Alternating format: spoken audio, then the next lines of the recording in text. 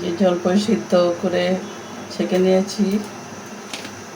আর এখন জলপাই আচার করার জন্য যেখানে ধনিয়ার গুঁড়া, শুকনো মরিচ, এখানে একটু এলাচ, লং, গরম মশলা নিয়ে নিয়েছেন, হালকা করে একটু ভেজে নেব।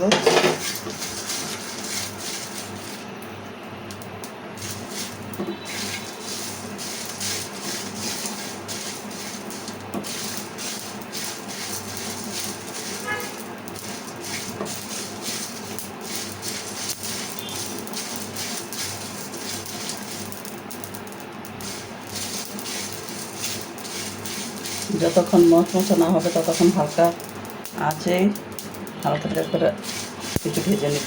ভেজে পাটা বেটে আদা বাটা করে নিব।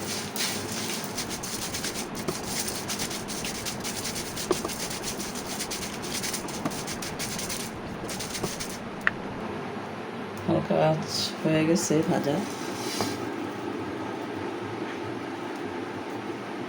যে পাটা নিয়ে নিয়েছি এটার মধ্যে ঢেলে নেব।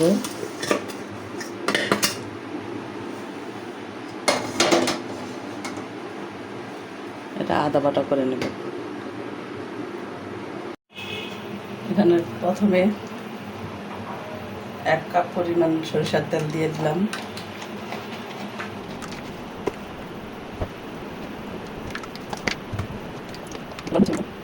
তারপরে কালার হওয়ার জন্য হালকা একটু হলুদের গুঁড়া দিয়ে দিলাম, পাটা যাতে সুন্দর হয়। তারপরে যেটা আদা রসুন পেস্ট দিয়ে দিলাম।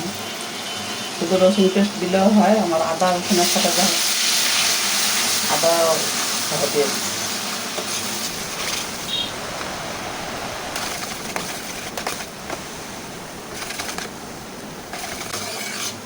আদার একটু ভাজা ভাজা হয়ে গেছে। এখন জলপাইগুলো দিয়ে দিলাম।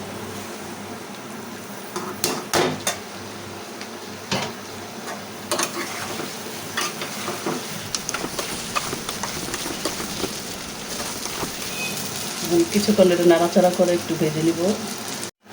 এখন এখানে দিয়ে দিব আমি চিনি যার যার পছন্দ মতো চিনি দিতে পারেন। যারা কম মিষ্টি পছন্দ করেন তারা কম দিবেন, যারা বেশি মিষ্টি পছন্দ করেন বেশি দিবেন।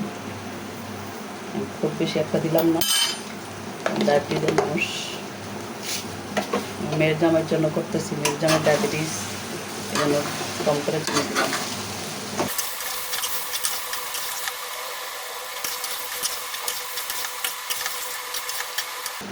চিনি গইলে একটু পানি পানি হয়ে গেছে।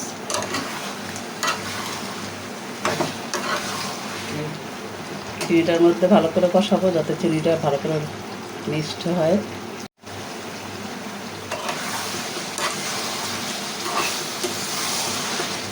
চিনির পানিটা যতক্ষণ না যায়, না বাষ্প হয়ে উড়া যায়, ততক্ষণ পর্যন্ত জাল দিতে হবে, না নষ্ট হয়ে যাবে পানিটা থাকলে।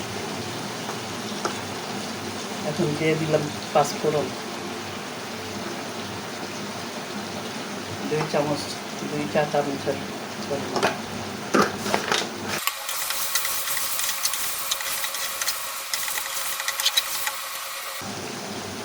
আদা ভাঙ্গা হয়ে গেছে। আদা ভাঙ্গা হওয়াতে মনে হয় টেস্টটা ভালো আসবে।